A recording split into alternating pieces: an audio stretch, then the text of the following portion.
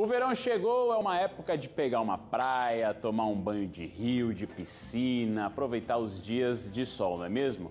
Mas nem tudo é só curtição. É preciso cuidar da pele, principalmente pela exposição ao sol. No Brasil, são registrados cerca de 185 mil casos de câncer de pele por ano. A gente conversa agora com a médica oncologista Vanessa Teixeira, que já está no estúdio do BG. Primeiro, doutora, muito obrigado pela participação, um prazer recebê-la. Bom dia. Obrigada, Bruno. É um prazer novamente estar aqui com vocês, né? E falando sobre um tema extremamente relevante. O câncer de pele é o câncer que tem maior incidência no Brasil e no mundo, ou seja, são os maiores casos de câncer, são câncer de pele. Mas a melhor notícia é que, apesar disso, são a maioria deles, quase mais ou menos 90%, o tratamento é curativo apenas com a cirurgia. Porém, a gente não quer nem ter aquele tipo, estou com um tumor de pele, que pode ser curativo, porém, assim mesmo a gente não quer realmente ter esse susto, né? Com certeza. E principalmente agora com a chegada do verão, a gente vai fazer esse alerta. Por que a gente faz essa relação? É exatamente porque as pessoas tendem a se expor mais ao sol e isso pode causar um câncer de pele? Pode. É muito importante a gente entender que os tumores cutâneos, principalmente os cânceres de pele, que é o basocelular e o espinocelular, são os dois tipos de câncer não melanoma com uma incidência maior. Esses dois tipos, realmente o sol é um facilitador. O melanoma, que é um tipo de câncer mais agressivo, esse também tem afinidade com o sol, mas não tanto, porque tem um fator mutacional que também está envolvido aí, que eu posso falar um pouco mais detalhado posteriormente. Porém, a importância de você ter a prevenção com o uso de protetor solar, chapéu, aquelas camisas V, né? com V, isso é muito importante para a gente realmente ter um cuidado, principalmente com as crianças. Porque como é que funciona o câncer de pele nesse cenário? A gente, desde criança, a gente pega o sol e esse sol de forma acumulativa podem desencadear esse câncer lá mais ou menos entre os 35 a 40 anos. Então, na realidade, Bruno, o que acontece? Os tumores a gente tem que ter esse cuidado desde a infância. Ou seja, a criança que fica na exposição do sol, o pai e a mamãe tem que ter muito cuidado. E a gente adulto não quer dizer que a gente não pegou muito sol na infância, a gente não venha ter.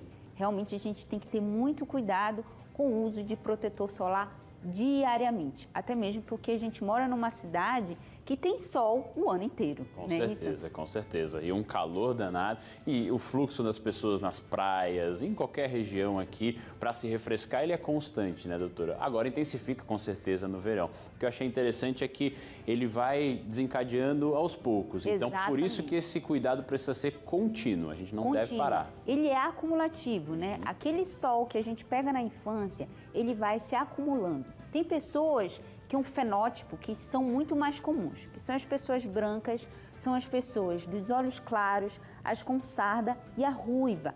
Esse é o fenótipo típico que tem uma predisposição para ter um câncer de pele muito maior. Aqueles sinaizinhos que a gente tem na pele, que tem no rosto, a gente tem que ficar atento a eles. Por quê? Se eles mudaram de tamanho, ou então eles mudaram de cor, eu sempre dou uma dica do ABCD do câncer de pele. O A é a assimetria, a gente tem aquele sinalzinho que ele era todo bonitinho e ele não ficou mais bonitinho, ele ficou assimétrico. A borda dele, que é o B, ficou uma borda que não é mais delimitada. O C, a cor dele tem vários tipos de cores. Por exemplo, ele era pretinho, só que ele ficou preto, ele ficou cinza, aquele que era um sinalzinho, ele ficou meio rosa, com uma crosta. Esses são alguns sinais que a gente tem que se preocupar. O A, B, C e o D. O D é do diâmetro. Se aquela lesão era pequenininha e foi aumentando ao longo do período, você tem que ficar de olho. E é evolução. Se ele era de um jeito e ao longo do tempo foi evoluindo por exemplo, ele era de um tamanho, foi para outro tamanho. Essa evolução é muito importante para você procurar um especialista e realmente fazer uma biópsia se for necessário e fazer o diagnóstico muitas vezes. Não ignore, né? Procure um médico quanto antes. Percebeu, já vai procurar uma ajuda, um especialista para analisar a situação, né, doutora? Exatamente, Bruno. Sobre os cuidados, a gente também sempre orienta. Tem uma sombrinha, fica na sombra, vai ficar exposto ao sol, fica por um período, evita um determinado horário, que normalmente é das 10 até as 4, né, onde há maior incidência dos raios ultravioletas, né, que inclusive a gente já mostrou aqui ao longo das últimas semanas, está em condição extrema, principalmente pela chegada agora oficialmente do verão. São esses cuidados básicos que fazem parte da prevenção, então. Excelente questão. As pessoas me dizem, mas doutor, eu só ficava na sombra, né?